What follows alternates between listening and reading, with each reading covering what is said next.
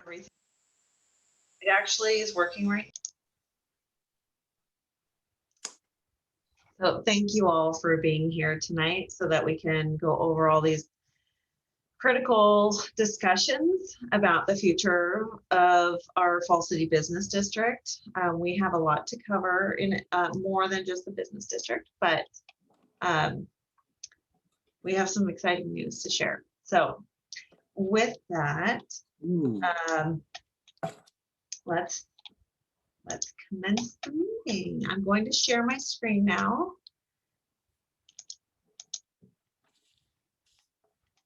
And like I said, there's just some fun technology challenges. Okay, can everyone see the meeting agenda? Yes. Wonderful. Yep. Okay, thank you. So thank you for joining me back in my office for the first time since the shut-in last year. And with that is coming some fun technical challenges like I've been mentioning, but here's our meeting agenda for tonight. We'll go through our regular Fall City Community Association business, and we'll kick that off with the Pledge of Allegiance here in just a moment. And then we'll go through a series of some feedback requests from our membership, and we will hopefully have some successful digital polls. Otherwise, I'm just going to unmute everyone and we're going to do it the old-fashioned way with a motion and a second and some yays and some nays. Okay. And then we'll discuss the upcoming event at the fire station, as well as some other announcements. We'll hopefully hear from the Fall City Library. I know they have a good summer reading program. That'll be a brief update. We have the Love Snoqualmie Valley event and an exciting event that Fall City is doing on August 1st for National Night Out. An update from the Climate Action Collaborative Committee. And then we'll pop over to the Subarea plan and where we are with that and the Fall City Business District. And then we'll have another vote, and then we will finish it off with our updates from King County and the support that they provide to us. All right, and with that, my name is Angela Donaldson. I'm the current volunteer president for the Fall City Community Association. And with us, we have our vice president, Simon Bryant, Lori Haugley, treasurer, recording secretary, Nancy Moore, and corresponding secretary, Claire Parker. We all hold annual terms, and in October, we'll have a nominating committee to elect or nominate the officer roles for the coming year. And you can get a hold of me throughout the month at ilovefallcity@gmail.com, and I can connect you to all the other great resources we have within the area. Ask Local Services at kingcounty.gov will get you to more regional services as well as government services. And bear with me as I help people with their logging into Zoom at the same time as talking with y'all. We have a lot of updates on Facebook. So the Fall City Facebook page is a growing resource where we keep the recordings of all our monthly meetings. We'll also be adding YouTube to that, and I'll talk about that later. But first, let's do our Pledge of Allegiance. I pledge allegiance. If everyone will join in. I pledge allegiance to the flag of the United States of America. And to the republic for which it stands, one nation, under God, indivisible, with liberty and justice for all. All right, and can everyone hear me okay? Perfect. Yes. Okay, wonderful. I understand that I may have some technology glitches and some people may have difficulty hearing me.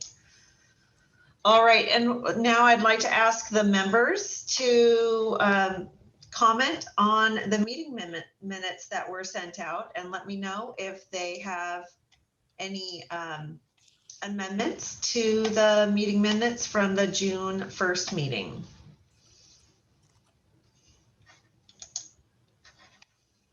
No? None? All right. Well, then with that, do we have, you know what? Do we have a motion to pass the meeting minutes? Motion to pass the meeting minutes? Thank you. And a second? I second it. One for all in favor? Aye. Aye. All those opposed? All right. And with that, the minutes are so passed. All right. I'd like to, I apologize. I've been clicking around and I think that I accidentally moved my slides a little too early there on that one. All right, and our meeting minutes are also available to non-FCCA members through the Neighbors newsletter that's available on our website, as well as in hard copy at Aroma Coffee and Howgley Insurance and the post office and the farmhouse market. All right, I'd like to welcome our new members this month, and Patty Stokes, Dale and Chris Brevick, Lisa Yeager, Jana Treisman, Renee Tawney, Nancy Meyer, and John Roches have all joined the Fall City Community Association. I'd like to welcome them. Bear with me, I'm still trying to help people get into the meeting at the same time. That's why I may not be looking at the camera. We have a plethora of committees. I'd like to encourage everyone to get involved with items that they are passionate about. I find that if you're passionate about a particular issue in town, you're more likely to enjoy it and enjoy those that you work with in that endeavor. So if you are in a position to donate your time, please consider reaching out to me, and I can get you connected with those that are also interested. All right, we are also a 501(c) nonprofit, and we do receive donations through Amazon Smile. We just had Prime Day. I'm sure next month will be a great donation month from that. We've been receiving on average about $40 a month through people in town that are buying through Amazon. We also receive straight up donations, and every once in a while we'll also do a fundraising drive. But thankfully we've had some fortunate luck with our King County partners in receiving grant funds this last year, and I'll give an update to that here in just a moment. Bear with me. I don't want to call out who's having a hard time getting into the meeting, but I'm having to get them the information because it's a little late in the game. Okay, people are busy. All right, so in regards to quick updates, we have the board met last month, and we have decided that we are going to continue virtual meetings for the foreseeable future for monthly meetings. We do look forward to seeing everyone with quarterly events. So that includes the tree lighting and the holiday market in the winter. We'll have National Night Out on August 1st this year that we'll talk about a little bit later. The community information event was a huge success a couple of years ago and was canceled due to COVID, but that would be a good spring event. And then of course, next year we'll have Fall City Days in June. So we'll continue to have meetings and town halls as appropriate. Going into sub-area planning, we'll also continue to have a lot of town halls to get community engagement, as well as pop-ups around the community through our sub-area group. We are also planning on live streaming our monthly meetings on YouTube as well as Facebook. We hope to have it set up tonight. However, because we don't have more than 1,000 subscribers on our YouTube channel, Zoom is, we have to go through some extra steps. And so that technology was unfortunately not working tonight. And it will take a while for us to download and upload the meat of the presentation to YouTube, but we will be starting to post those. So it'll be memorialized on not just Facebook, but also YouTube. So if you are talking to people and they have a question about river floating or parks or the West Side Trail or any of the many things that we talked about during the community meetings, I'd like you guys to support us in sharing that information so that we can all rising tides lift all boats. And feel free to connect with me if you have concerns about not meeting in person on a monthly basis. Okay, during our COVID grant funds that we received in 2020, we had over $14,000 that it would cost to have 2 banner poles installed in town. And it has been a long 7 months since we received those grant funds and paid for that. And fortunately, King County and WSDOT has officially granted us the permits to have them installed. And so if they're not utility poles, they're timber poles. And they will have guys on them to help us hang and lower banners safely over the road. They will go in front of El Caporal across 202, and we will be able to support our community events with banners over 202, which has been a long time coming. So I just want to give everyone an update on that. King County is, we started a kickoff meeting today with a number of community leaders throughout unincorporated King County in Vashon and White Center and Snoqualmie Valley and other areas like Bear Creek. And there's $5.4 million that will be rolled out to unincorporated businesses for economic development. And we will be applying for some of those funds. We have up to $10,000 that we could use in the Falls City community. And being part of the advisory group for that will mean that we won't be able to actually review the RFP before it goes out, but that grant will be forthcoming. And we really value that partnership with Snow Valley Chamber because they do help us fulfill some of the financial gaps that we have here in the community, being an unincorporated rural town. The Fish Hatchery Bridge, bridge number 61B, has been a topic for the last several years since it was damaged in 2018. And after community outreach in 2020, it was determined, and as well as engineering assessments, it was determined that that timber supported bridge needed to come down. The community outreach was pretty much 50-50 on who wanted it and who didn't want it. It wasn't a necessity for public safety. There's egress on both sides of the bridge for the neighborhoods that it serves. And it had also reduced much of the traffic and concerns with river floaters on that road. And so there will be a series of signage installed on both sides of that bridge, and that bridge will come down in the next couple weeks. I think I left out the fact that the banner poles will be installed in the next couple of weeks as well. And then the Tolt Inundation Dam was recently released. A reporter from the Valley Record had a public information request that took a couple of years, but was able to get a copy of that inundation map and published it in the Valley Record. The city of Carnation has been actively involved with Seattle Public Utilities for decades. They have a noon bell that rings every day to test the alarm system. They also have annual drills with their schools. And last year, after a faulty alarm went off, they started a community drill, realizing that the parents and employees of people that are in town during the day or night aren't necessarily familiarized with evacuation and the concerns and logistics that go along with it. So they will be having an event on September 25th for their community drill. And Chief Culp, myself, and members of emergency preparedness groups will be reporting back to Falls City, because that inundation map does show that if there were a full breach, that Falls City would be flooded up to the base of Snoqualmie Falls within about a half hour.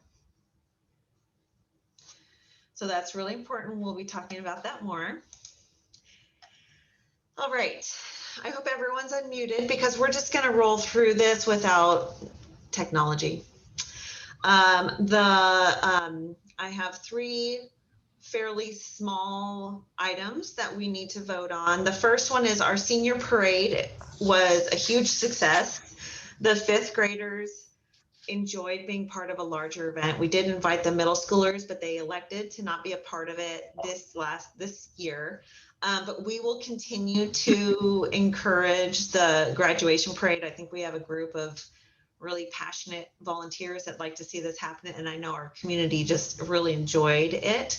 And so with that, there was expenses of all the posters and the signs and the decorations and the supplies.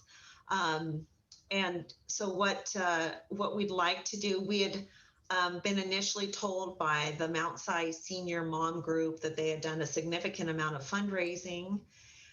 They were not going to be able to hold a parade for the entire school. We opened our senior parade for all high school seniors, whether they were Mount Si or East Catholic or private schools or other surrounding high schools.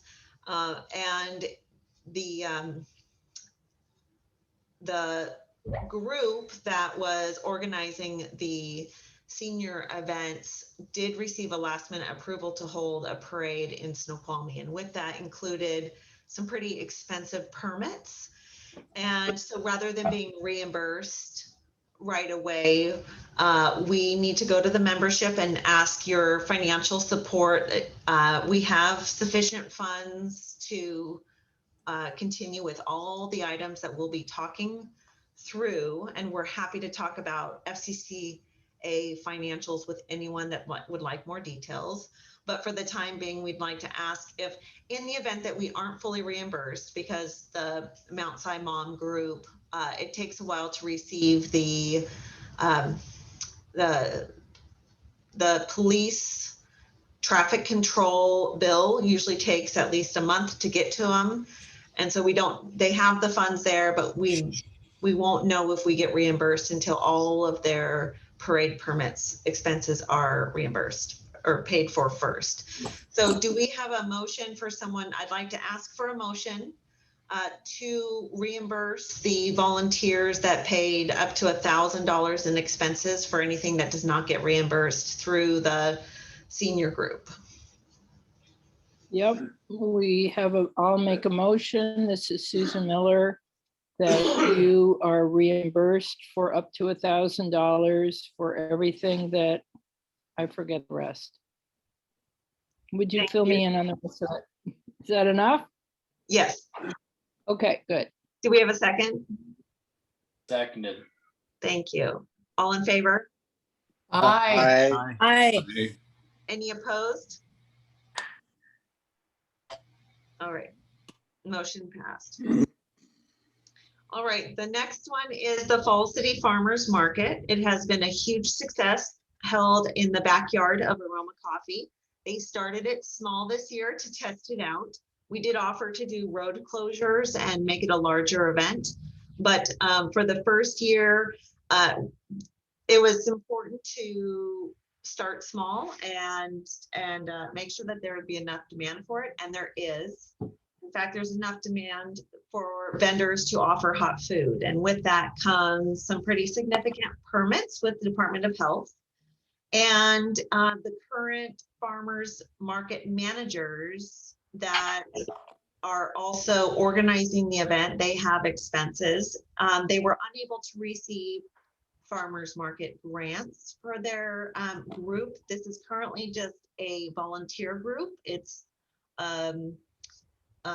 somewhat of a committee of the Fall City Community Association at this time, unless they decide to get a nonprofit status or formally organized as a farmers market. But at this time, it's more of a volunteer group that's here.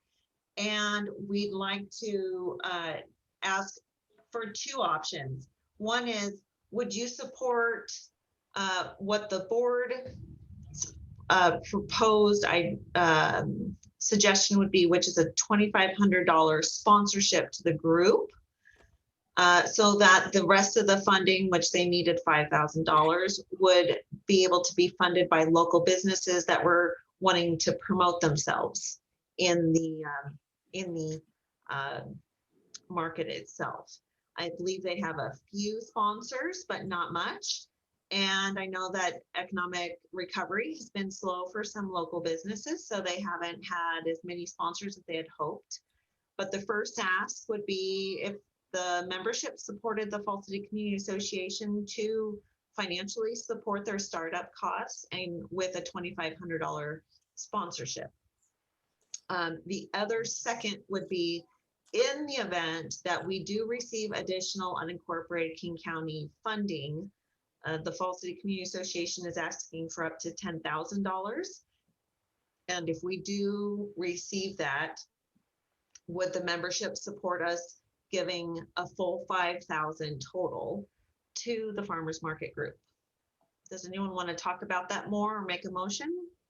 That sounds like two separate motions. Is that correct? It is. It's like, one, do we want to move forward with the $2,500 sponsorship? And two, if we get the grants, would you support us giving an additional $2,500 or up to a total of $5,000 for any additional expenses that they weren't able to receive from other business sponsorships?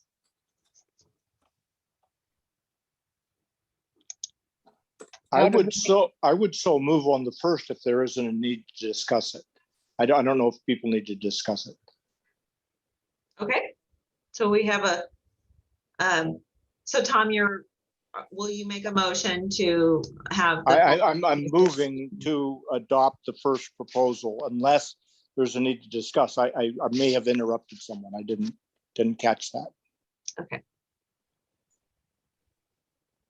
Would anyone else like to add to that? I would just second the motion. Thank you.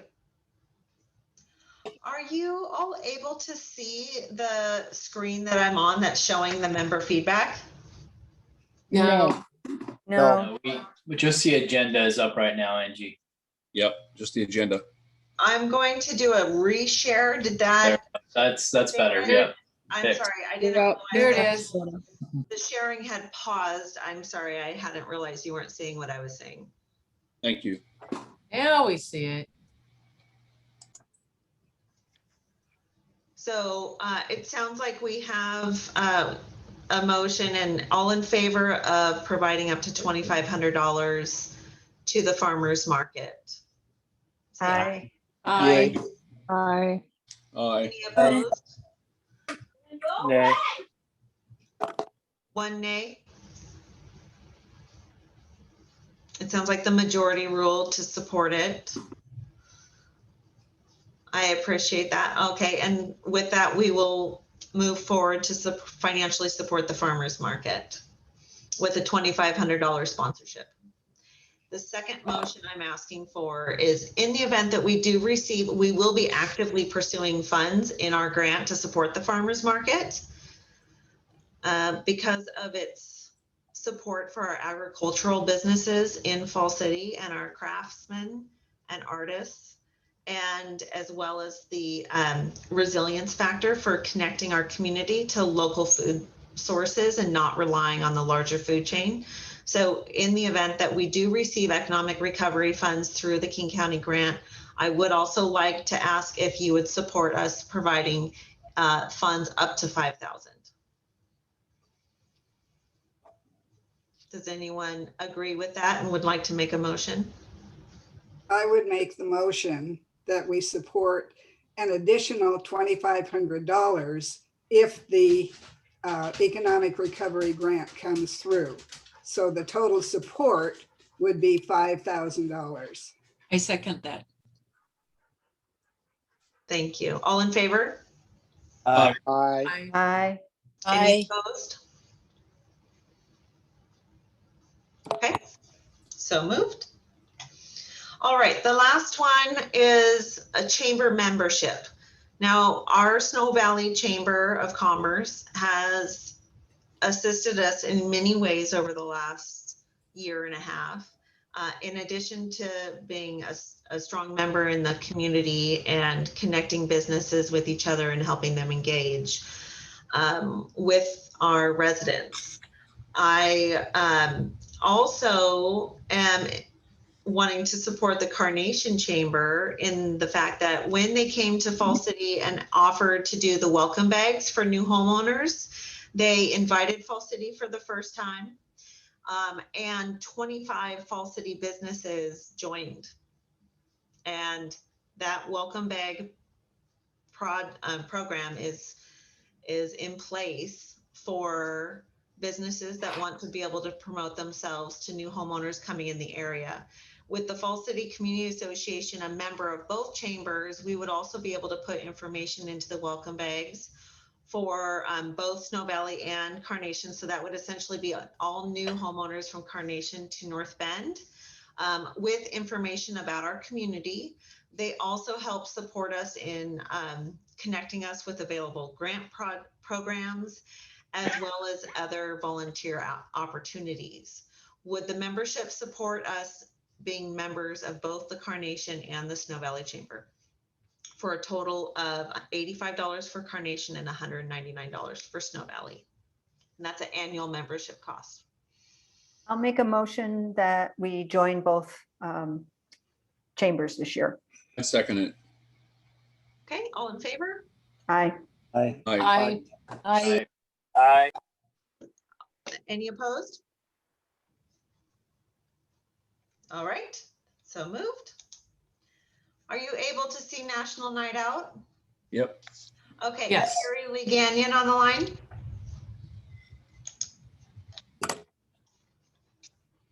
I'm not sure if she is. Yes, she is. There I am. There you are. Can you unmute?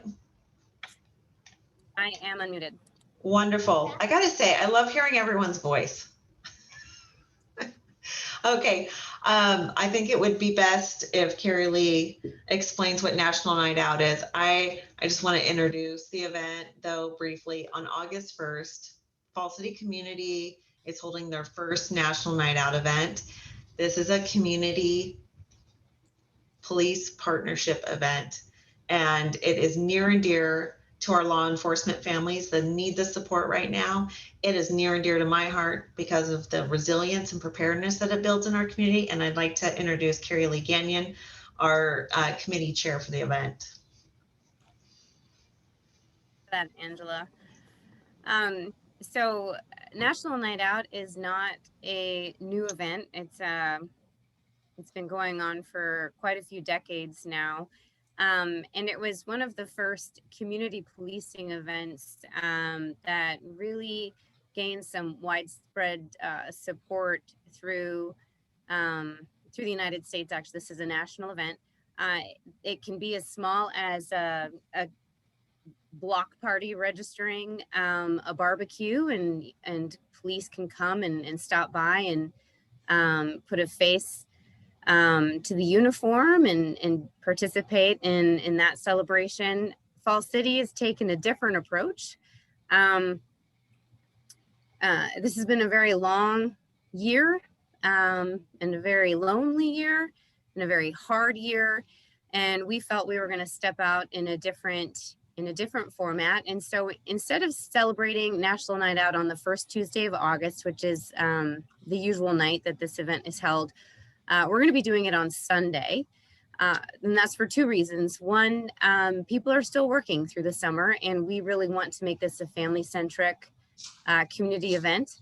And secondly, we want every resource possible to come out. And for King County Sheriff's Office, that not only means their typical or standard law enforcement resources, so SWAT, the Bearcat or the armored vehicle and the helicopter and such, but also our search and rescue entities, Seattle Mountain Rescue, the K9 team, 4x4, of which we have members in the area that are intimately involved in that. And so we're making it relevant to our area by not only focusing and exposing people to the broad scope that King County Sheriff's Office brings to the area.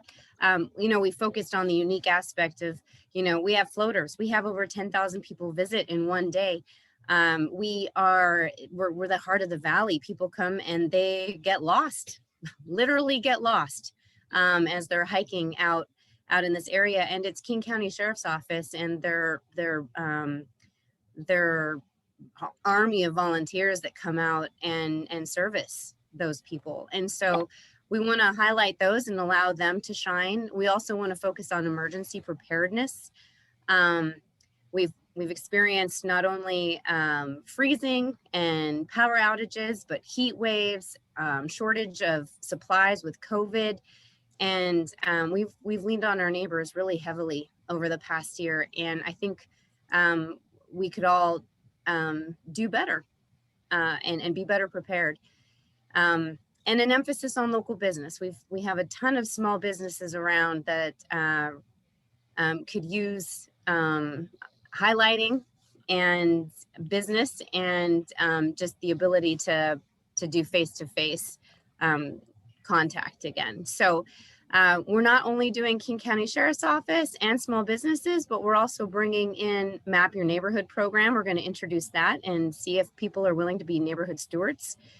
We're going to be utilizing the Community Emergency Response Team, CERT. They're a fantastic resource. And we have some really specialized instructors in the area, and we're gonna focus on education as well. So how to keep our children safer and ourselves safer as we move forward in this next year. Next slide. How do we make this happen? Well, it's not free. And so what we've done is we've tiered out our sponsorship levels. We've kind of got a little creative with our tier levels. We have the flashlight, first aid kit, 6-month supply, and then prepper status. But this allows people to pick and choose, or it's either individuals or corporations, companies, businesses, to really understand where their money is going. Transparency is key in this. And, let's be honest, some people are less apt to want to pay for one thing, but they may be more receptive to paying for something different. So we want to be really transparent in where your money is going. We're estimating this event to run about $10,000 to $15,000. And it's going to be really exciting. We're going to do a drawing for 2 emergency kits, one that will go to a law enforcement family and one that will go to a local family of 4. Fully stocked. Pete Nelson, if you're on this call, you might want to put your name in for that one. We're going to be feeding our first responders and volunteers from the food vendors. We don't want them to pay a penny out of their pocket. We're going to have a kids activity area. It's really important. One of the key elements to this is the understanding, given the past year, that it may be difficult for people in our community to want to engage with law enforcement. But our law enforcement officers also don't feel safe out in the community as they, as safe as they used to. And so bridging that gap is really important, which is why we want to focus on the family and the emergency response or the emergency preparedness. But we're also, we want you to come out and find out the ways that we are engaging on a very personal and individual level to kind of bridge that gap. We're really excited about the opportunity to do that. So next slide. So our ask is seed money in the amount of $25,000 to $4,000, which would pay for the essentials, permitting, sanitation, and marketing to get the word out. And if people are interested, there's an opportunity to sponsor, donate. Thank you to Sue Hoblink, who is the master at website creation. She was a gem and put that together for us for our initial website launch. So if there's any questions, I'm open. I'd also like to just share my excitement for the event. So we have everyone coming in and setting up. We have an amazing group of volunteers. Music and food trucks will be in place by noon. All the volunteers and law enforcement will eat lunch for free, which is part of why we want sponsorship, so that law enforcement really are shown that we appreciate them for their service, and their families can see that and that they're part of the community. And then we'll have the live music starting up around that same time, and at 1 o'clock we'll open it up to the public, and the public will be able to come in and see the music, the live demonstrations, the kiddie area, the wine garden, animal services, which used to be called the Humane Society, but the puppy patrol, we may even have the service miniature horses. So if you guys are Parks and Recs fan, little Sebastian might be at our event. Everyone that we talk to is so excited to be a part of this. I think it's just going to be an amazing community event. I know everyone's going to have a great time. None of the other communities in the Valley are holding National Night Out this year, so they are just completely on board. And to have all the search and rescue divisions out, it's just going to be amazing.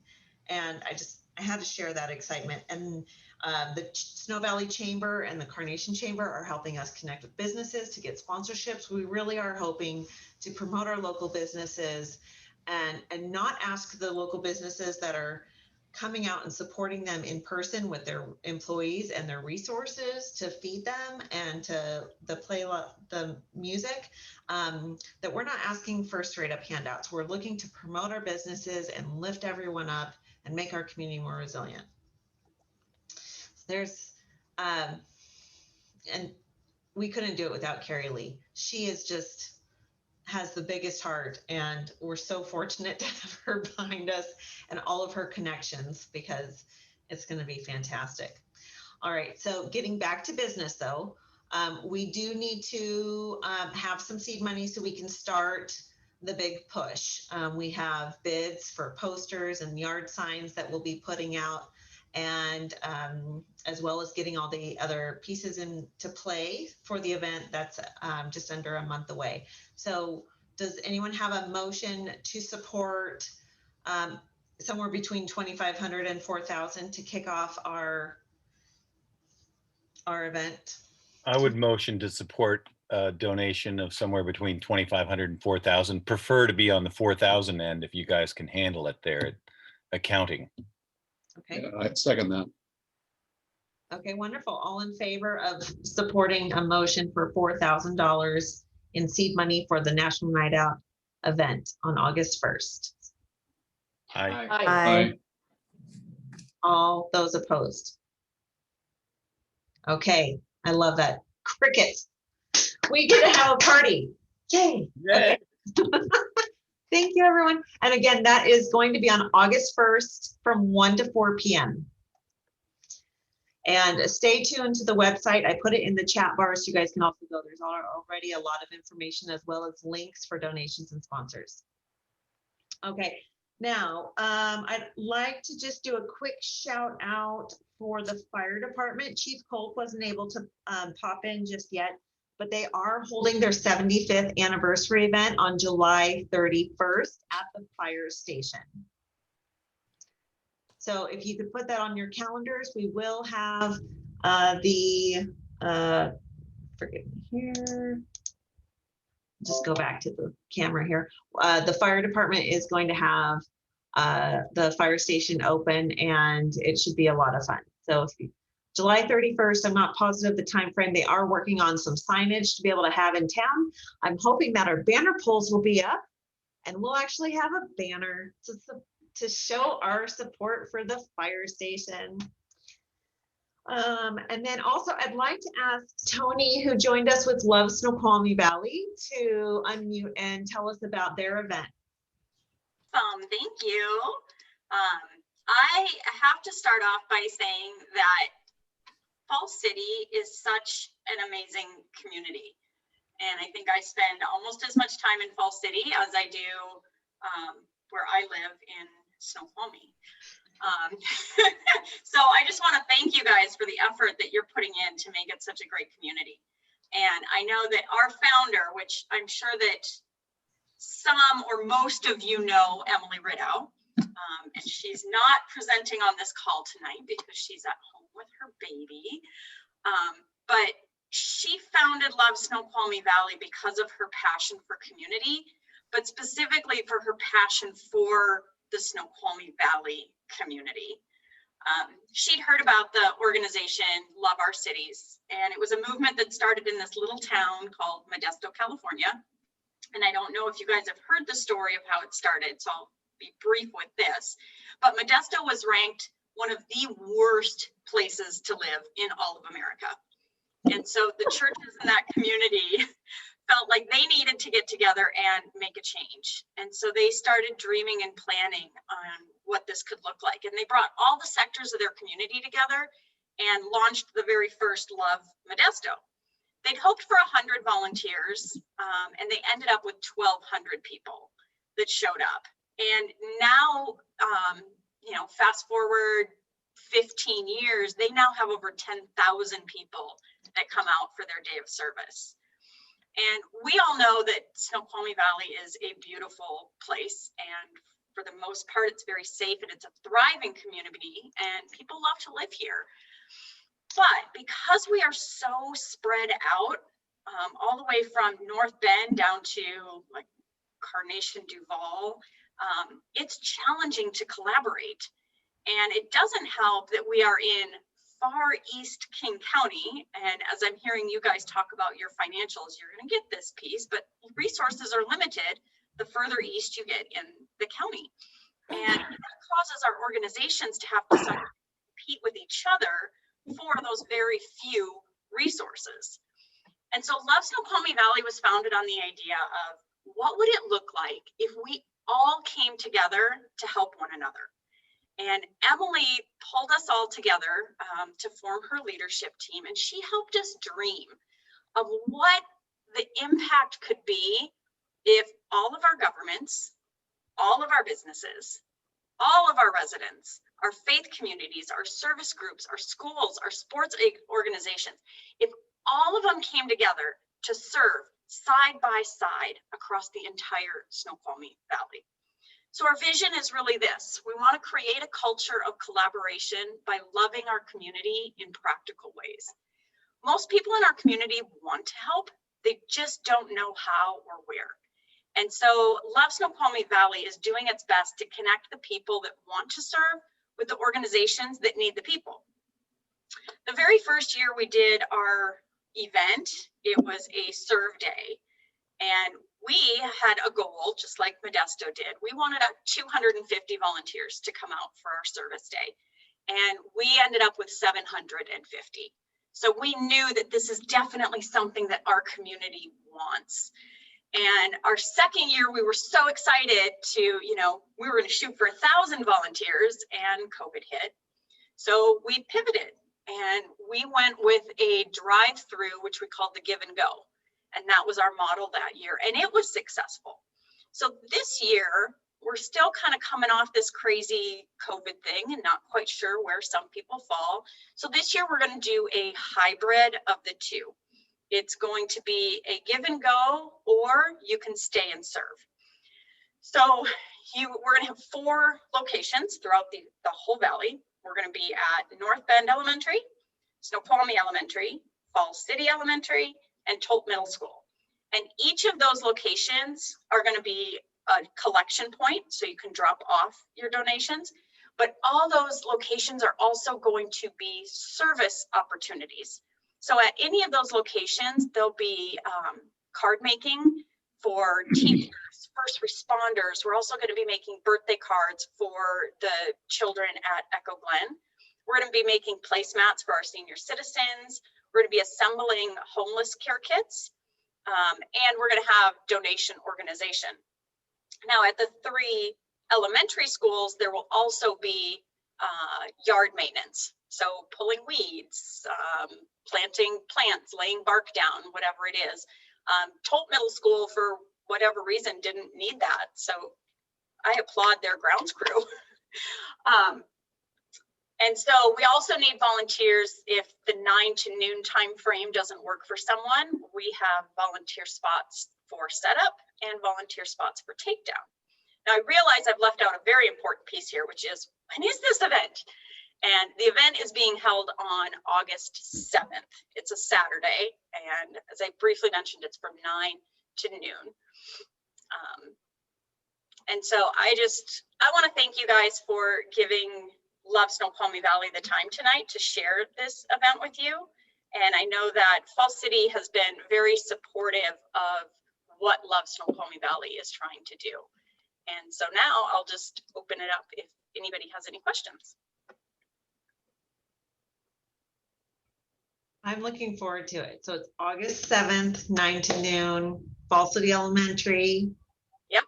As well as Snoqualmie and North Bend. North Bend Elementary, not Upstead, North Bend, right? North Bend, yep. Yep, the And one then downtown by the QFC. Yeah. Okay. And so And then you can Coldwell. sign up. You can go to lovesnoqualmievalley.com and you can sign up for your volunteer spot on that. And I'm actually just going to copy that and put it in the comments for everybody.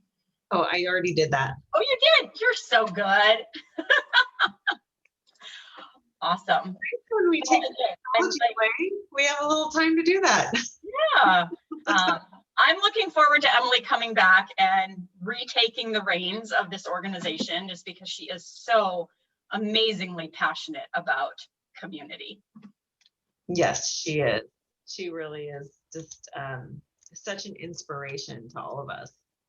Yeah. Yeah. Well, thank you so much, Tony, for joining us on Emily's behalf. I know that we all are excited that she had a successful delivery and that she's home and healthy with her new baby, and it's really special, something to celebrate. Yeah, absolutely. All right. Thank you. Thank you again. And I'd like to ask Susan Miller, do you have an update for the Climate Action Collaborative? Yes, I do. I'm going to read it to you. There's 3 sections. The first is red. The second, I'm going to show you a diagram and ask you to download it from your own computer so you have it in hand. That will solve a huge problem when we come to writing in the Falls City Neighbors. We want to refer to this graphic, but it's in color and Falls City Neighbors can't do it. That's why having it in color will make such a difference to you. And the third thing I'm going to summarize for you is all the good things that are happening in our national Congress. Okay, so here we go. On climate change items, you have heard, read, and experienced from your 4 climate activists since January. Here's what we've done. How to measure your carbon footprint from Carolyn Anderson. How to waste less food that when trashed releases toxic methane into the atmosphere from Debbie Arendt. In May, from Senator Reuven Carlisle on what were the legislators' 4 bills passed on carbon reduction. And in June, you endured our extreme Snoqualmie Valley heat of 111 degrees, some of us. I will make a side note that I learned that heat above 125 degrees can pretty much kill off the human body because it cannot sweat, which is how a body cools down. And those places that had unendurable locations were Southeast Afghanistan and an area near Dubai. Not too surprisingly, I've always said privately that watch out, we're going to have people moving up here, although maybe this heat will change their minds. Next month, you're going to read Andrew Rappin's description of how crucial our local Pacific Northwest forest canopy is and how to extend, protect, and buy offsets for existing forests. And our team is also interviewing locals on what they know and how they're coping with climate change. Today, for example, I interviewed Jay Bluer of Fall Cities Farmhouse Market, who explained that he's shifted to move to more local sources for his produce, as in 60% is locally purchased for his produce, perishable produce during summer months from our own local steel wheel farm and 3 big farms in Yakima. And then we discussed at length, beef is a touchy subject. That will be discussed later by one of us in an article. And we discussed why his Painted Hills, Oregon beef beats your typical supermarket beef. It's never fed growth hormones or antibiotics. So now, if I show this colored graph to you, and it is not easy to see, I'm going to count on you, Angie, to tell me to move it left, right, up, down, okay?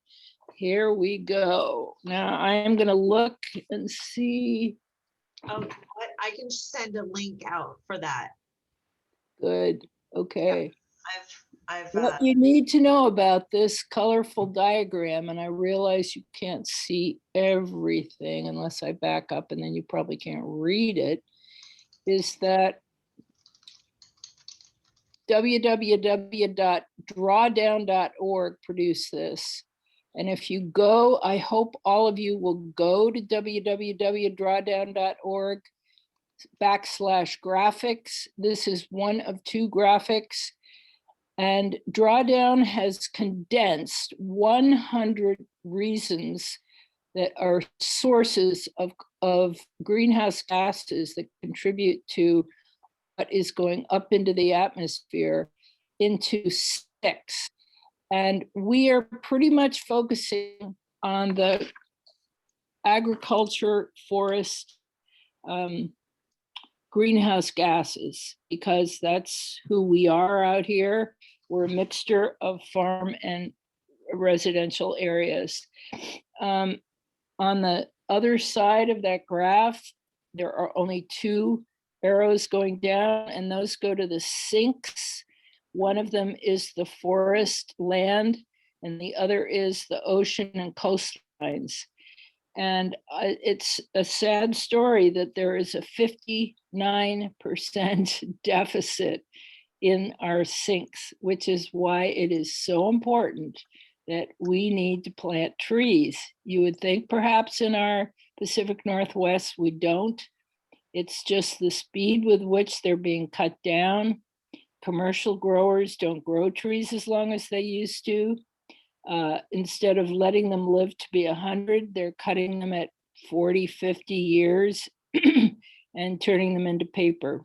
Thank you. Beautiful.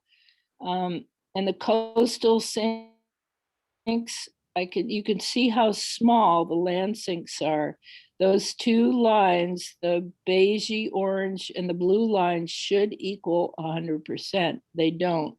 So let's do our part to get our current sinks up. Watch for Andrew's article on August 1st. It will address that.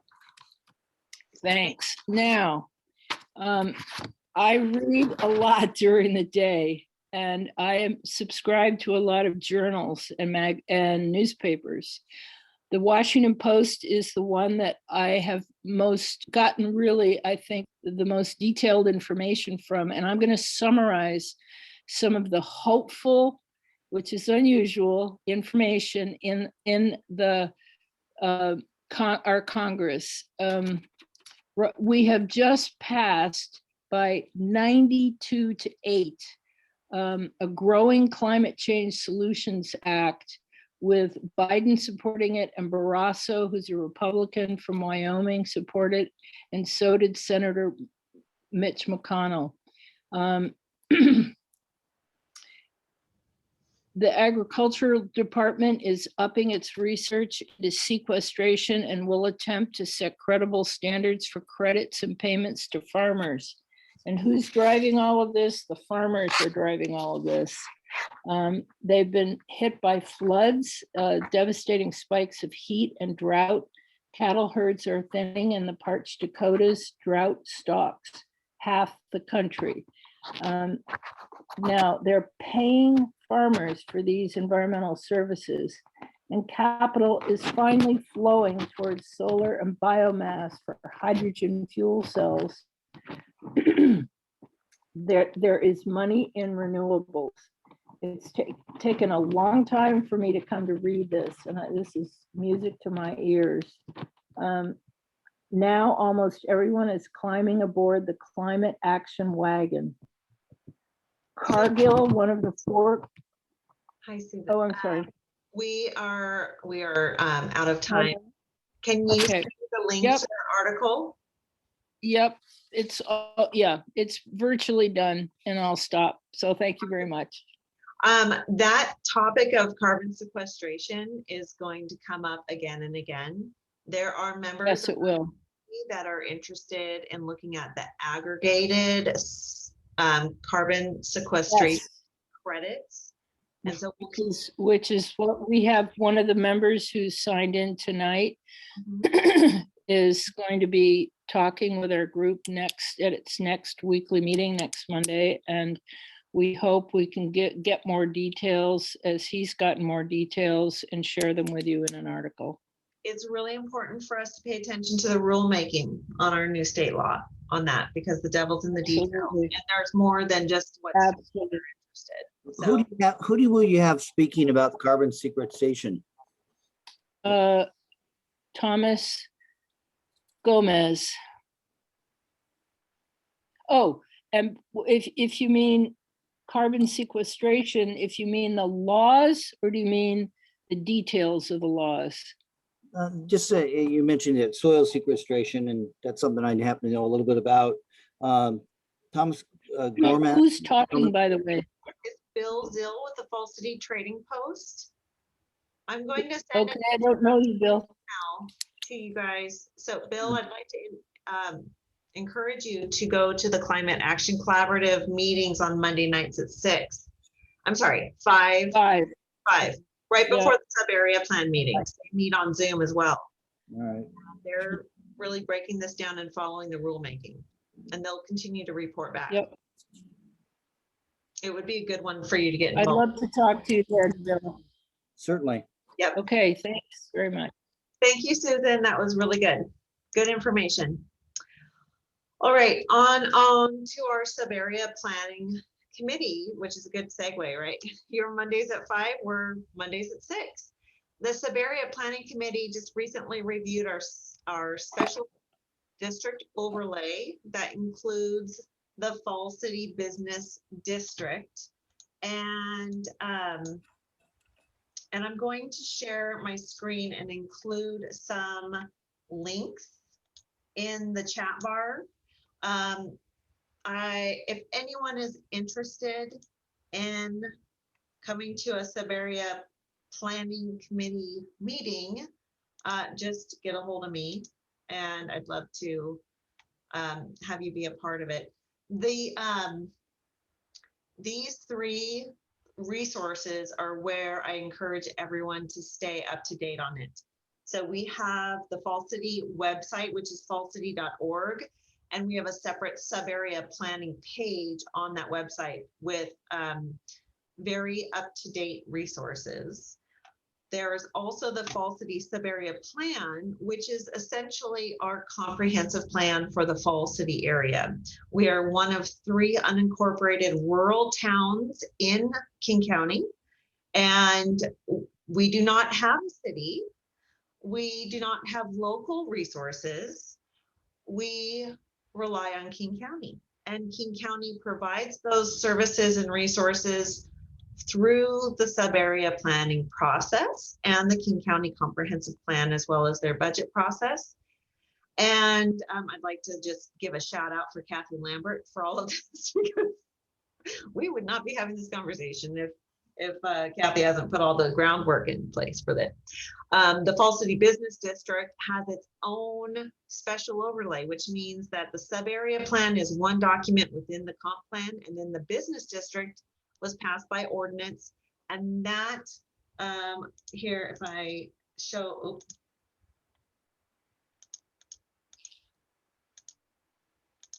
Aw, technology. Pooh, I'm sorry. I'll show you. I don't think many people understand, because we all are so busy, what exactly I mean by the business district. So I'm going to show you really quick. This is King County's IMAP system. This dotted yellow lined area is our rural town. This is what the Subarea plan applies to. The Snoqualmie Valley Community Plan applies to everything outside the red. Okay. This is when we talk to Jacqueline or Jesse, they are dealing with all of this. We are just this little dotted town, one of three. Vashon and Snoqualmie Pass are the only other ones. Vashon didn't have a Subarea plan until a couple of years ago. Fall City was the first area in unincorporated King County to have theirs. We created a business district overlay, or the county did, I should say, in order to solve our septic issues. So back in the 50s, Sunset Highway was how people came over the pass and came through to Seattle through 520. That was before I-90 was built. When that happened, this highway was widened and some of these buildings were moved back on top of their drain fields. Out of 62 parcels, there were over 20 that do not have conforming systems. And because we rely on King County for services and infrastructure, they have, we've gone through many regulatory versions of a Subarea plan. And now we have the business district that will allow King County to provide a solution without impacting the zoning of the residential area. So the Subarea Planning Committee is looking at all of these details. In conjunction with that, and this is where I'm just going to stop the share. In conjunction with that, we've announced at other community meetings that with Kathy Lambert's help, Senator Mullet and Representative Callan secured $6.5 million to pay for the construction and acquisition for a shared septic project. In the past, all the options that we had available to us were going to be burdened on 62 parcel owners. Some of those figures were as high as $290,000. What we've been able to do with the work of Alan Painter and Kathy and John and Mark and Lisa and all the volunteers in town is that now we actually have an ability to not only have the design and permitting taken care of, but we also have the ability to pay for the construction and easements to make it happen. So Mr. Pete Nelson is our committee chair for the wastewater committee, which is the shared septic project committee. And we had a kickoff with Pete and the rest of the business district property owners last week. And Pete, would you like to share with us some of your key takeaways from that meeting? Yeah, thanks, Angie. That was a great way to introduce this. And so with this money in hand, and the neat thing that Angie, you encouraged me to do is to actually call up Mark Mullet and, you know, my dear friend, Kathy Lambert, of course, was saying that we've got the money. And when I think about it, I'm like, what, do we really have the money? Kathy, do we really have the money? And in the end, I called Mark Mullet directly and he said, Pete, we have the money, 99% have the money to build this thing. So I wanted to share that news with all the property owners downtown that were, of course, concerned that this thing is too good to be true and that, you know, somehow, some way, we're going to end up with $100,000 bill as property owners in town. And the reality is that, you know, down the road, once we have this in, yes, there will be some additional costs, you know, maintaining operation, maintenance, that kind of thing for the system itself. And we don't know what those figures look like yet, but the fact is that the horse is out of the barn and we're charging down the road to get this thing done. And John Taylor has an incredibly ambitious schedule to meet. I mean, we're hoping we might even break ground as soon as next fall, 2022.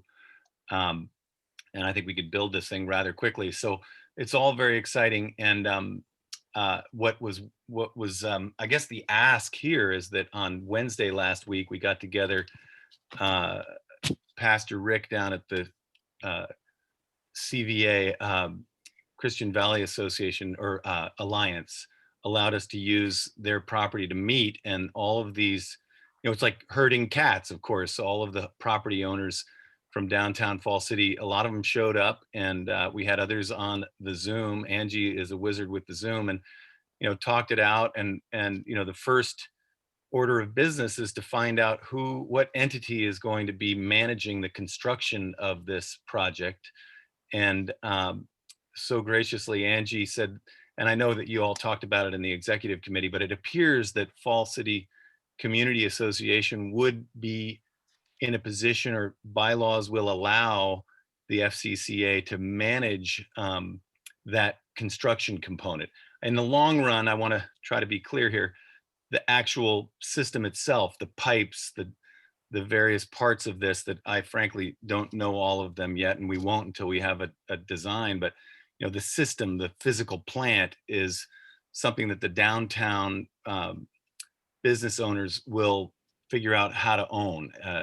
And yes, great news. The Fall City Water District is considering maybe doing the billing, and there might even be a maintenance operation component that we can figure out together. And yet, we don't know what that entity that owns the pipes and so forth looks like yet. But the neat news and the unanimous choice of the downtown business owners was that we would ask, with all due respect, Fall City Community Association to run and manage the construction of this wonderful bit of infrastructure. So I think then I might kick it back to you, Angela, to tell us what we do now.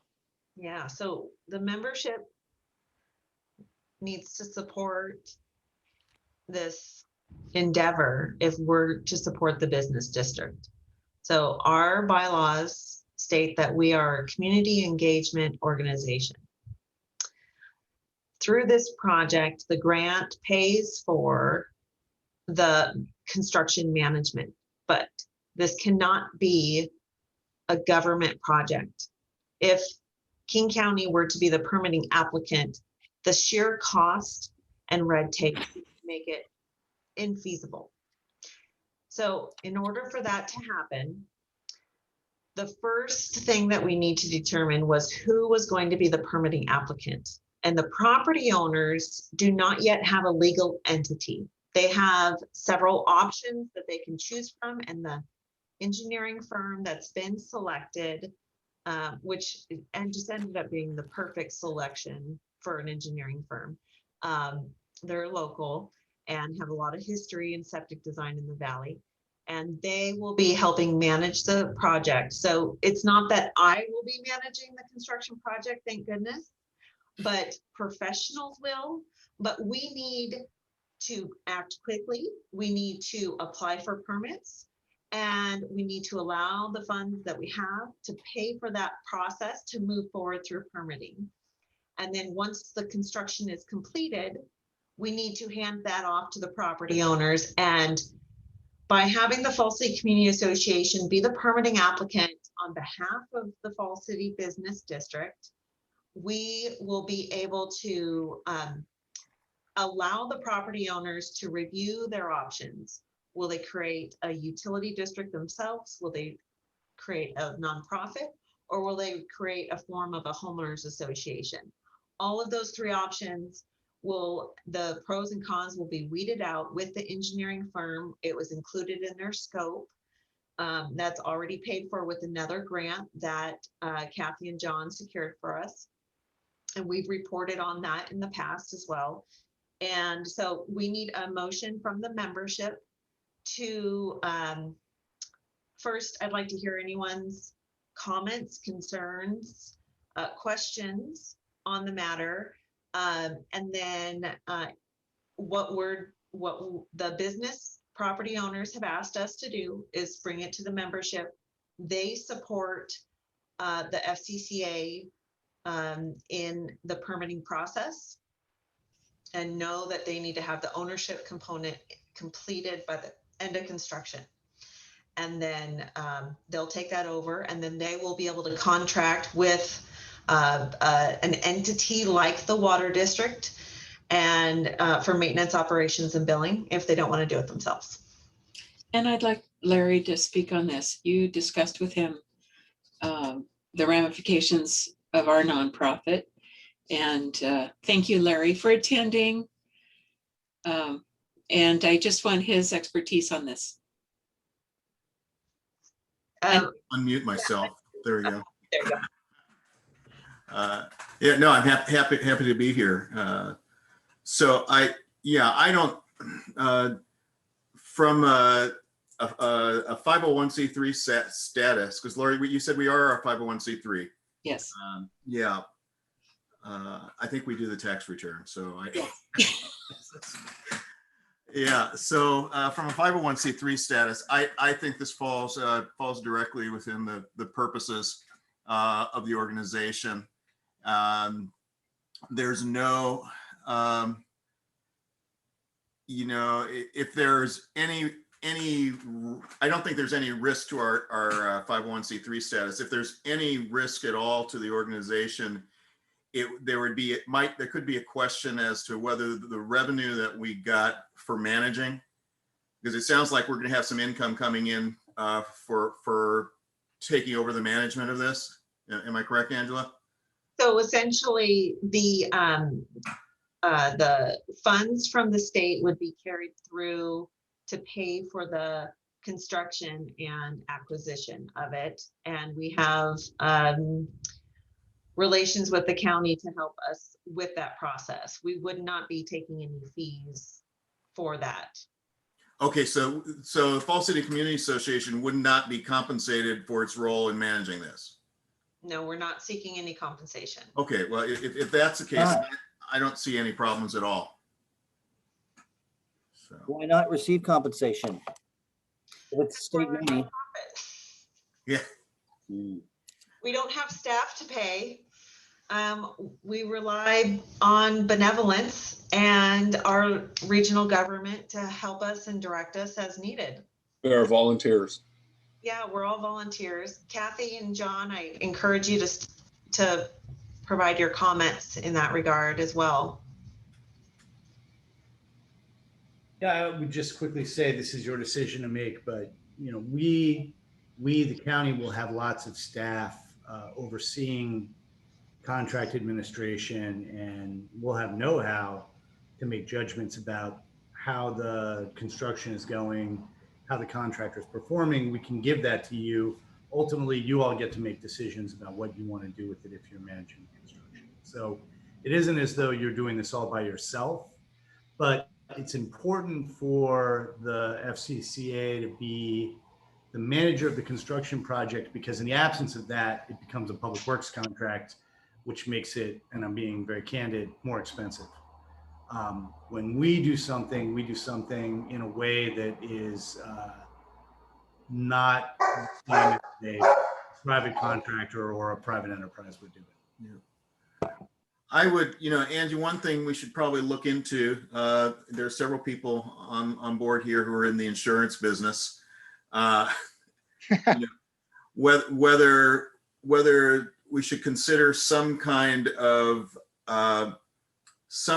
additional liability insurance that would cover any exposure that FCCA has for its role in this. So I would specifically look at both E&O and product liability. If you're there as the manager, I would read the fine print to see whether you are in any way warranting the quality of the work.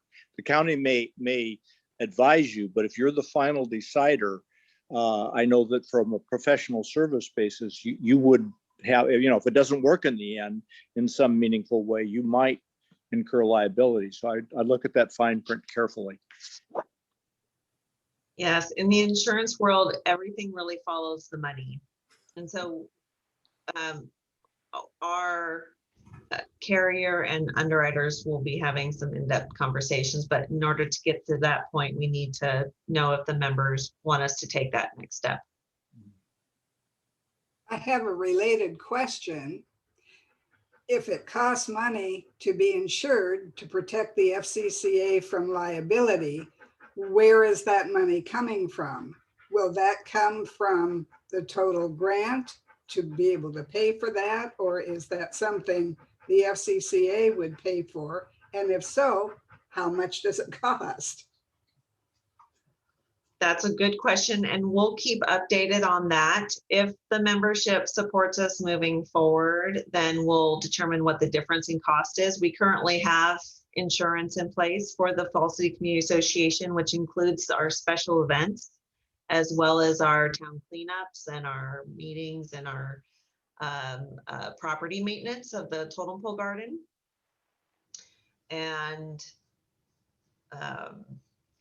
so if we need to incur additional expense, and if, I guess I'm going to ask the membership here, do we want to, in a motion to move forward, does that include the reimbursement of local expenses out of the grant that would be held by the nonprofit to cover those expenses?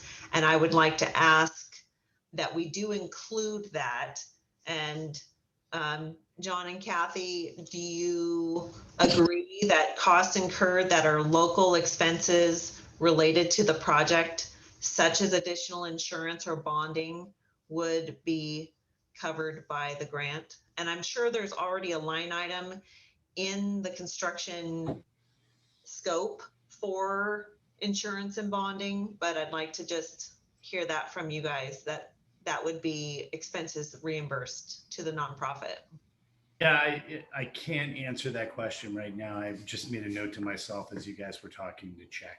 I suspect it is reimbursable, but I would want to hear it from an attorney with the county or with the state before I give you an answer. Understood. In the meantime, we could look at the premium change. I think we can only go up to a 5 mil, and we currently are either 1 or 2, and it's less than $400 a year right now currently.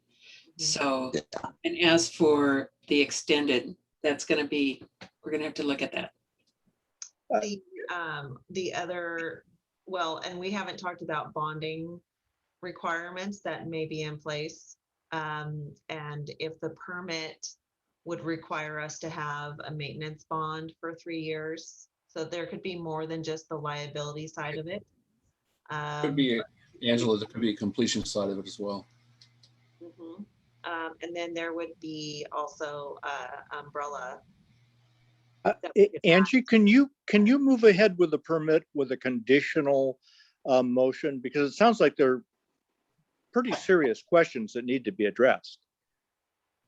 Well, and the first step is whether the membership supports this. And Kirk, I'd like to hear what you have to say on the matter. Sure. Just a quick 2 cents. Issues like the maintenance bond or the insurance during construction, those are all costs not necessarily borne by the agency, or in this case, the nonprofit that's running a construction project. That's a cost that you actually pass through, that the contractor will bid on and then include in his construction bid to secure the job. So this is a low bidder wins state, but when you write the construction specifications, you identify specifically what types of insurance do you want to cover, whether it's vehicles, umbrella policies, all that. And then you can also add a 3-year maintenance bond, that sort of thing. So, I mean, these are pretty fine details. I know we talked about, a few $100s here and there. When we're talking $6.5 million, that's quite frankly a pretty small component to it. I guess I would be more interested in this preliminary breakout for what was expected of the $6.5 million, how much was kind of earmarked towards the consultant design fees, the consultant construction management fees, as well as what's available for the whole construction of the project. I mean, that's the bulk of it. Construction of the project's obviously going to be 80 to 90% of the whole dollar amount is what we're talking about here. So I just to throw out some assurance that the things we were bringing up earlier are covered with the bid that comes in.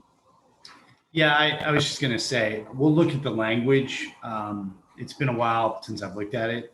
I don't think it was broken down in that kind of detail.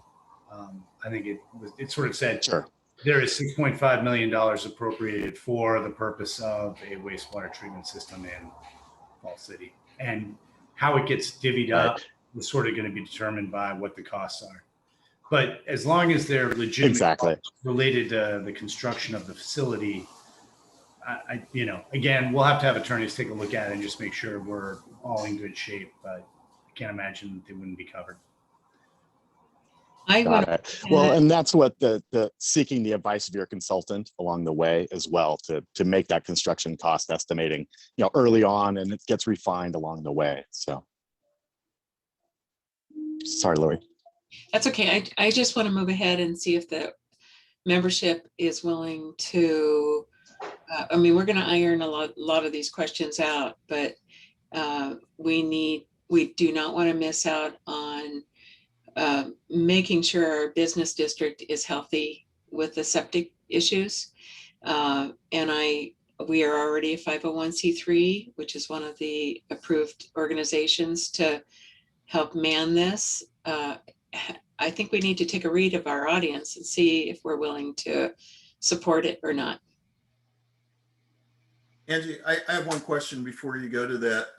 I had heard some discussion about that there's some discussion over whether all or just some of the businesses in the business district were going to be included in this project. And I don't know, I wasn't able to make the meeting, so I don't know where that ended up. There were 2 items in for the business property owners to decide and whether it was mandatory hookup. And the other one was how the billing structure would take place if it was based off of usage. The engineering firm has within their scope to unweed those, but I think the consensus is that all 62 property owners need to be looking at this as a long game, not a short game. It's for the future of the business viability in Fall City and the future of their property, not necessarily the tenant in place right now or their business in place right now, but it's for generations ahead.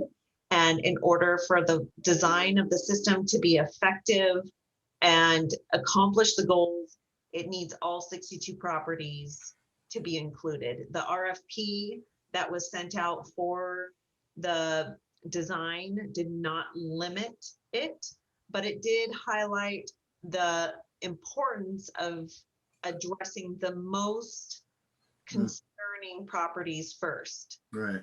So the goal is to address the ones that absolutely have to have it, and then but also including the entire business district, which is I can share that. Yeah, you shared the slide earlier. Yeah. So that's what we asked, and I believe the property owners understand that that's something that they need to formally decide, but the formation of ownership will include everyone within the SDO. Thank you. So Angie, would you clarify precisely what the FCCA needs to approve? Is it to be the applicant for the proper process of the permit, or are we now agreeing to the whole package of being the construction manager all the way through? We are asking the membership to support us as the permitting applicant and the grant recipient and carry through for the construction and acquisition costs, with the end result of turning it over to the property owners within the Fall City Special District overlay. Would you have a problem if any motion was conditional on the insurance and other liability issues being addressed in a satisfactory manner? I mean, can you go forward conditionally? Or is this, or if we vote for this, are we saying we're just going to go full bore, and if we get the insurance, it's fine. If we don't get the insurance, we're still on the hook? I mean, that seems to be the question. I would, in my personal opinion, as a member, I'd like us to go forward knowing that we will be fiduciaries for the grant and fiduciaries on behalf of the nonprofit to maintain our nonprofit status and to be responsible to the members for making sure that we are equitably moving forward on this project without compromising our own organization. So in essence, I don't know that it is necessary for us to have it be conditional, because I'm not going to let it be detrimental to our organization. Well, we vote on everything. We're a little insurance paranoid, yes. So that's as my personal comment as the president of the organization. That's how I feel about it. And so if there's any expenses over $100, I'll be reporting it back, but I'll make sure that we do everything within our responsible manner to handle it accordingly and equitably. Hey, I see John has his hand up. John? Yeah, Angela, I don't think there's any urgency around this vote. There's no action that needs to be taken between now and next month. So from my point of view, why don't you let us work with you to answer some of these questions, and we can come back and, I mean, I'm not dictating how you run your meeting, but I would just say if there's anxiety around any of this, we're fully capable of answering the questions that folks have. We can't answer them in this moment, but we can certainly answer them before the next meeting. And unless there's something I'm unaware of because I missed the meeting you had, I don't think there's anything imminent that requires a vote like right now in this very moment. I guess my only concern was Brian, I believe is his name, Ange. Yes, Brian Shuck. He needed to get the permitting process started. So.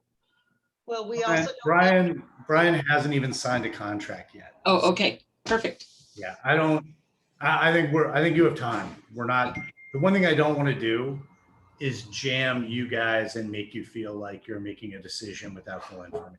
So Brian's my contractor. Luckily for you, he's not your contractor. And if I tell Brian he can wait a month, he can wait a month. I just don't want to miss out on this grant for the businesses. You're not gonna. We'll make sure that doesn't happen. But what I don't want is things moving forward in a way that leave the community feeling pinioned or jammed or in any way put in a bad spot. So, let's get full information. We can come back, give you a full briefing. I am at a disadvantage because of a scheduling snafu. I was not at the property owner meeting. I think everyone on this call, or most people on this call, know I have a strong interest in this succeeding. So I would really like to come to the next meeting being more up to speed than I am in this moment, because I didn't know you were taking this vote tonight. Yeah. And I want to know what the answers are to these questions before you all cast a vote. And Brian can wait 1 month. How about a sense of the meeting motion that indicates the general support subject to? Because I think the business community can reasonably ask to see if the community supports them. And I believe the community does support them. I think these are legitimate questions, but can't we say the sense of the meeting is? Would that be helpful, Angie? I think that's great. I would also like to make one comment before we do that. And so if the FCCA is not the permitting applicant, it would just mean that the business district property owners would need to have their ownership structure determined and in place in order for the permitting process to begin. So it's not that we're squashing the project altogether. The whole purpose would be that we would give them time to do it thoughtfully and purposefully. It's just a matter of convenience. So let's just take a step back and look at it in that sense. Because it's not a dead end if we don't, but it would help speed things along because we have such a viable organization in place already. And I just want to add that we do not have a meeting next month. Is that right? So this would effectively push it off 2 months. Correct. We meet again on September 7th. We take the month of August off. Okay, so I think that the prudence of deliberation in the context of the legal ramifications are without a doubt prudent. What I'm hearing is John is stated that there's no timing issues. We're not going to lose anything. And that's very broadly stated, I suppose. But I think that I was about ready to call for a vote, but I think that we need to make sure that dots are dotted and T's are crossed. And I think that we are on a good path from everything that I've seen between yourself and all the stakeholders.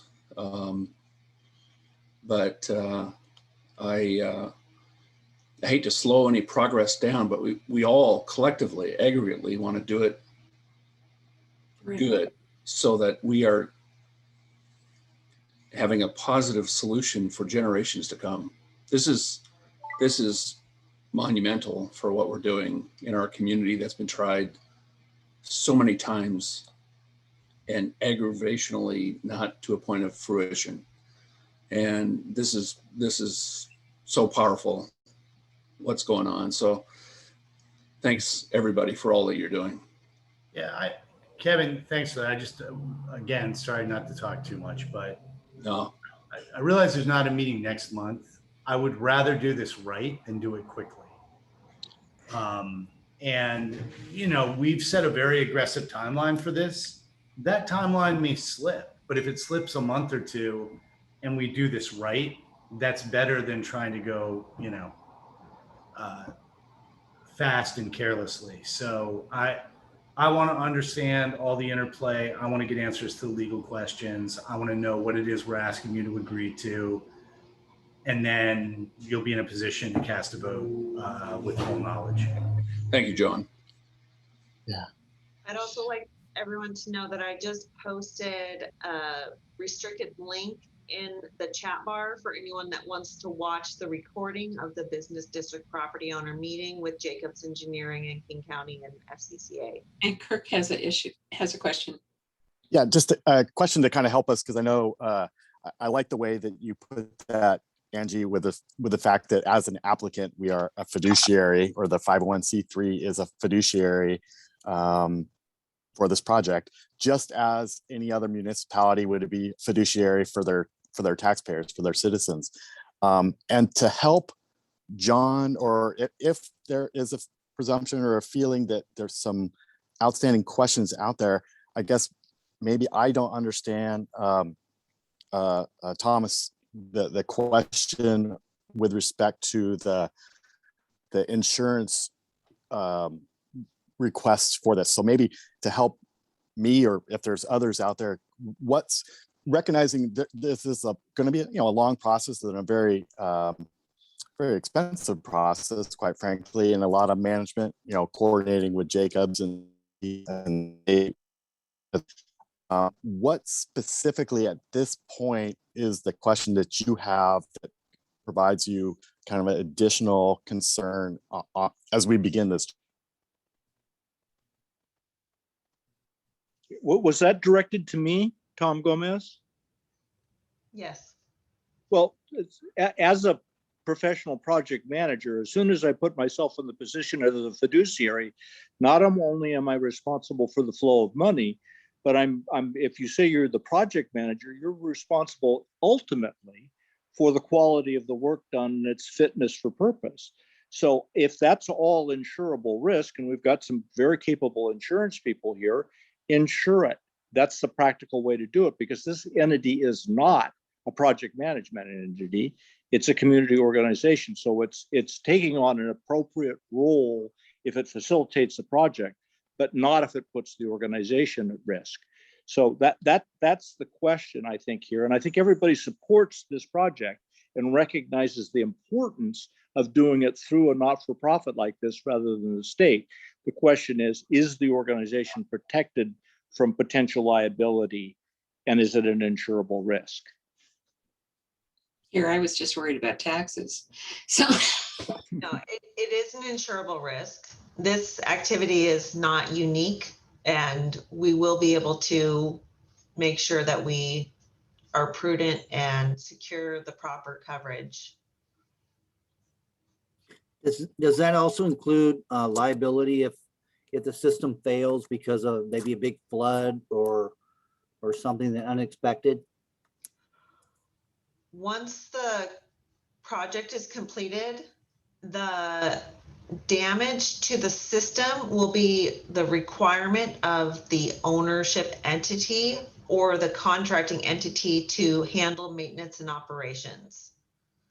So the risk that we hold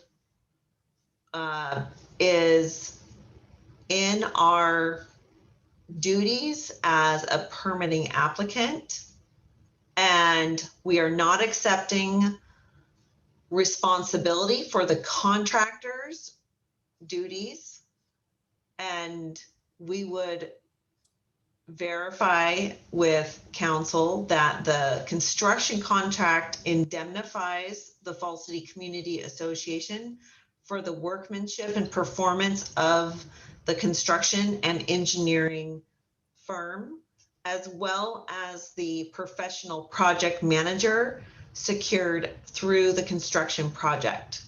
So we would have a contracted construction project manager.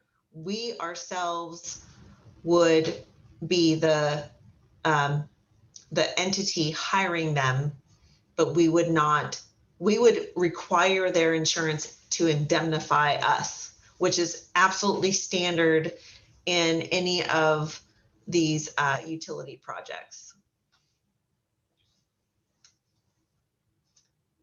I think, did I answer your question, Bill? Well, the drain field's in the floodplain area, so I was just wondering if it, it's also at a bend in the river.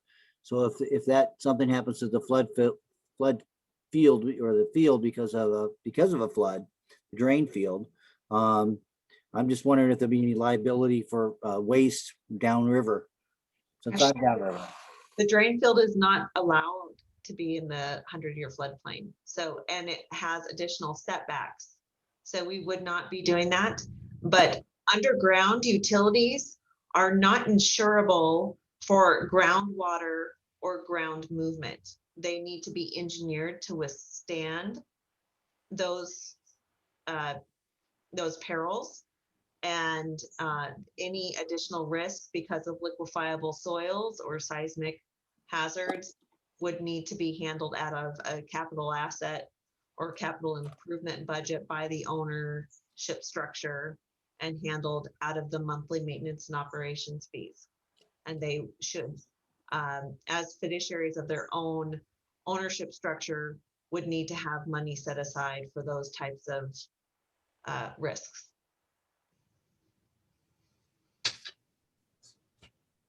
But it's not an above ground structure, so it's not insurable for flood.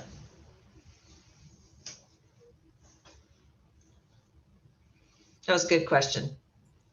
Again, would a sense of the meeting vote be supportive of the community district? Would that be helpful, or is that just window dressing? So the It would be helpful. district supports us doing it. There was a in-person vote, and people on Zoom voted it too. But yeah, I'd like to see maybe a show of hands or just a feel for what you guys are your gut reaction to all this. Are you guys in support of this discussion carrying forward, or is it something that just makes you completely uncomfortable? I'm in favor of it. Are you voting? I see. I'm in hands. favor of it. It's a long Get time. a raise of your hand if you're in favor. Thumbs up, hands. Okay, anyone directly opposed to it?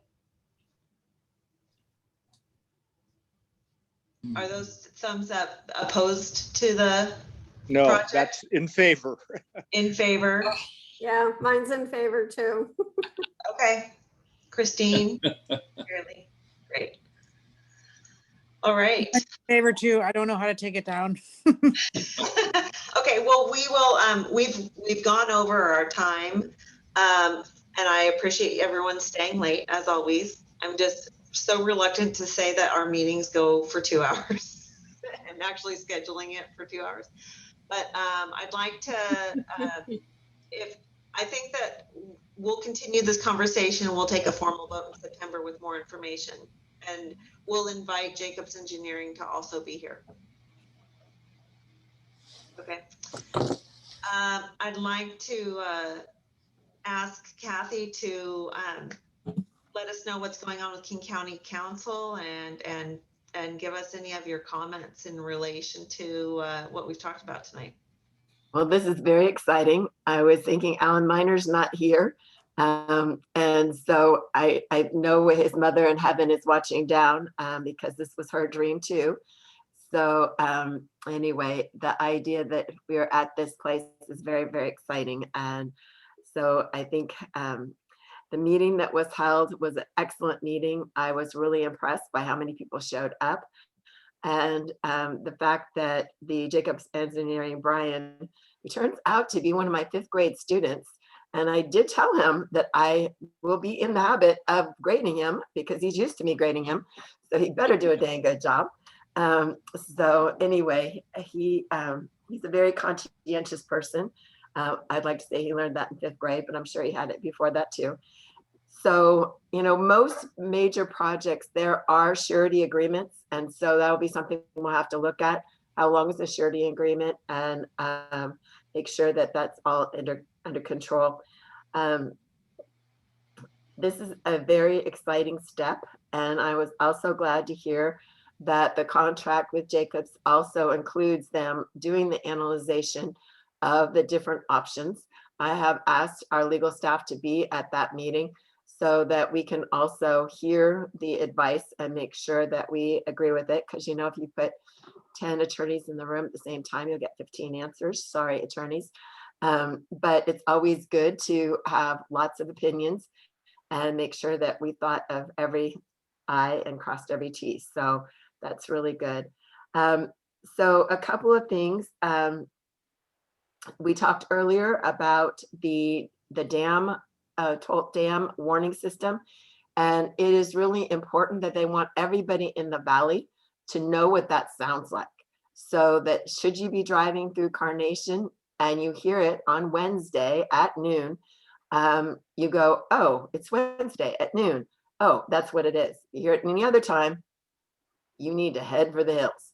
If you are going to go on what they call lovingly, I have my t-shirt that says the damn walk, that walk, definitely tennis shoes and definitely water, and plan on taking a few little stops along the way to get your breath because it is uphill.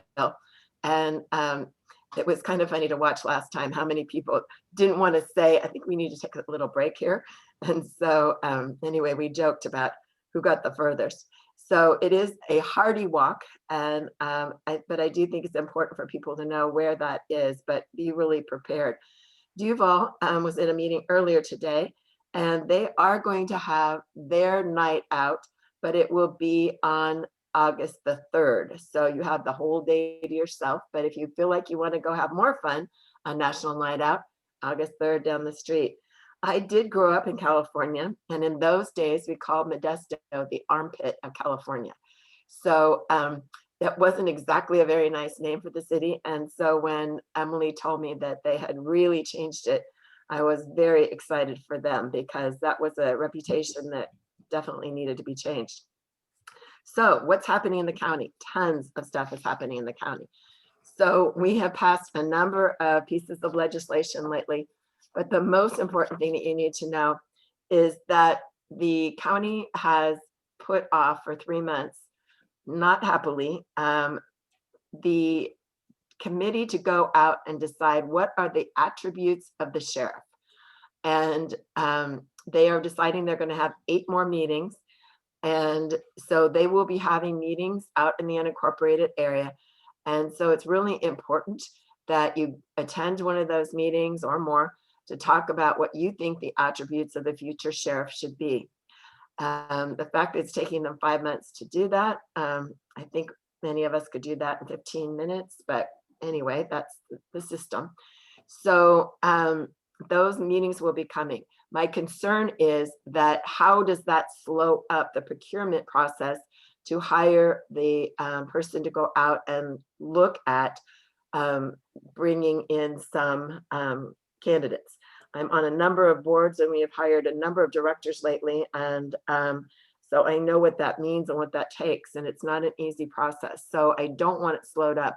I really do not want an interim sheriff, but if we are going to have an interim sheriff, I have let the executive's office know that I do know 2 people that I believe would be excellent people to take the reins for a couple of months, hopefully less, to be able to make sure that we keep the ship upright while we are doing that. So that's the first thing under Charter 5 is getting a new sheriff. And the original plan, which they said today that they are not going to waver from, that the sheriff should be hired by January. I am not holding my breath on that, but so far they're saying it's on track, and that's good. Second thing was Charter Amendment number 6, which also is going to need your input. And basically there's a number of decisions on that. And the main decisions are going to be, do we deviate as a home rule charter county from the state law? State law is very short, has 6 sentences in it about what a sheriff should do. They're very basic. They should go to court when needed. They should deliver warrants. So those kinds, they should arrest when it's needed. So very basic, very short. And the county council may choose to deviate from every other county in the state. I do not think that is a good idea. I think we can add to it if we choose to, but I think that we should have the same basic principles so that if there is an emergency, that any other sheriff deputy from across the state is able to come in and deal with what are the rules of what I'm supposed to be doing. So I think that's very important and will be something that we will be looking at. I do believe that bringing in as we have, and most people apparently don't fully understand how advanced King County is in their criminal justice system. The National Association of Counties has rated us as one of the premier counties for forward thinking on how we deal with criminal justice. And when I go, I'm on the Criminal Justice National Committee, and when I go frequently, people will say, I want to hear from her because she's in the county that's already done it. We're talking about how to do it, and they've already done it. We have either number 1 or number 2, it fluctuates. Lowest juvenile incarceration rate for any metropolitan county in the nation. So, you know, I think that as we make these decisions, we need to have actual facts before us, because you'll hear people saying we don't have this and we don't know how to do this. We should have this program and we should have that program. But the question is, don't they already? And for many of the things I'm hearing, I'm like, oh, they don't know. We already do that. So the idea that we are now down at 17 youth in the jail, in the detention center a couple of weeks ago, and 7 of them were in for murder. These are not children who are being held on frivolous crimes. Some of the programs that we've started have really reduced the number of children that are in the facility and working with their families on very specific contracts to help them. So that's going to be a big deal. if people do not have the proper knowledge base of what the county has already achieved, and then they will make very big quote, quote, corrections that may not actually be in the county's best interest. So I think asking what's going on, what we've already done, and knowing that the youth that are in the detention center are in for very serious crimes. We had a very big meeting today.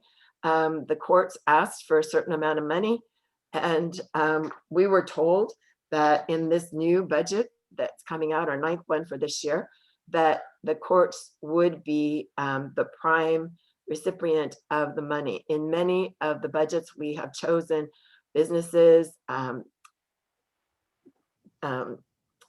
rental reimbursements, and those kinds of things. But this one was mainly to be the court. And I think it was unanimous among the members of the council that we were not pleased with the proposal that was brought to us.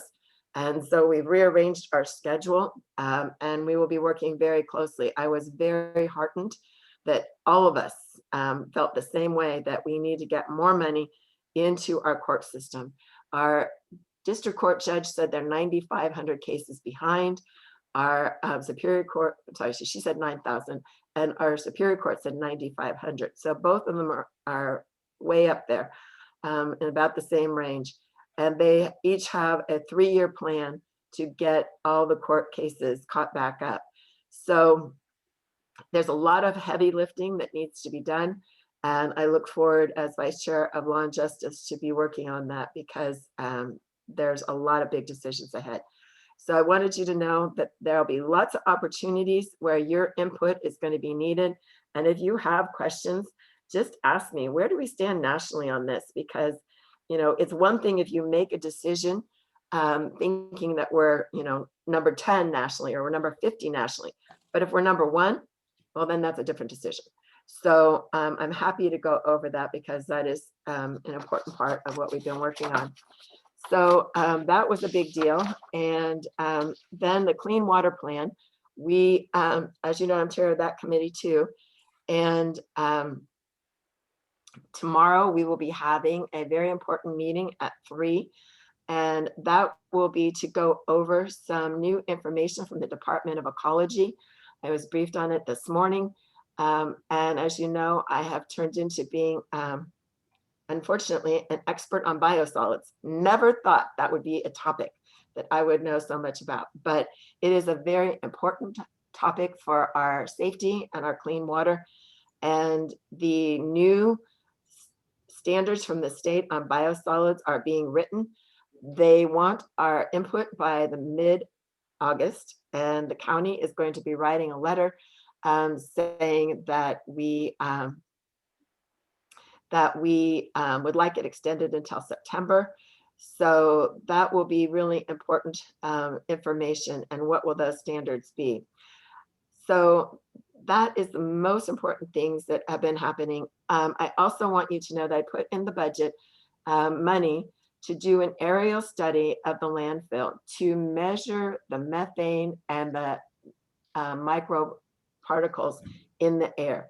I do not believe that we have properly measured it from things I have learned from my friends in Germany and Denmark.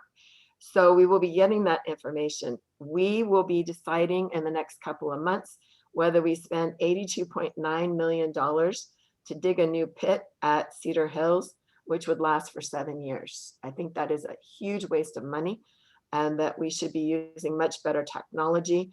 Again, in another meeting this morning, it's been a long day, I talked with the director about some pilots that we could maybe do to get ahead of what the Department of Ecology would be looking for, so that we can be able to show them some of the new technologies that maybe may end up being a national model. So lots of important things with our air and our water and our communities, and it's never a dull moment. So thank you very much. Thank you, Kathy. Thank you. I put several links in the chat for those that are interested in following up a little bit more on what Kathy was just covering in regards to the council. There's the agenda for the next council committee of the whole, as well as the link to today's meeting agenda and all the attachments. I don't know where you find the time to read 700 plus pages every Tuesday. And that's one committee. I'm on multiple committees. Yeah. Speed reader. That's right. And lots of glasses. All right. Well, it is 2 minutes to 9. And thank you all so much for coming tonight. I really appreciate everyone's participation and engagement, and it's what makes our town so wonderful. So, all right, next meeting in September, we'll figure out the YouTube streaming. We will be virtual as well. And I don't know if you guys knew this, but rather than having on average about 30 people engaged every month, these Zoom meetings are reaching over 500 people within our community. It is breaking down barriers to accessibility. It is fantastic. So even though we had 20 to 30 today in the Zoom meeting, we have more people watching it when they can watch it on Facebook, and it'll only get better on YouTube. And if we can get to 1,000 subscribers on the Fall City Community YouTube channel, then the live stream will even go smoother. So we'll see how that goes.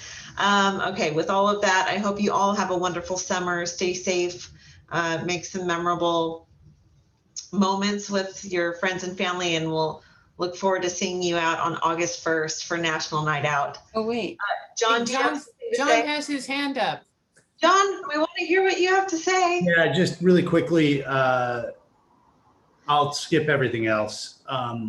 Tomorrow, 10:30, the county executive will be at Aroma Coffee announcing the launch of the Small Business Grant Program, round 2. That's $4.5 million available to small businesses in unincorporated King County to fuel COVID response. So if people have a free minute and want to go get a cup of coffee, stop by, see the county executive, and hear about how we're supporting small businesses. That's it. That's it. Thank you. I'm sorry that I didn't call on you specifically. All right. Well, now you guys can all have a fun summer. We're informed. It's all good. Have a good night, everyone. Good night. Thank you. Booyah. Everybody's looking good.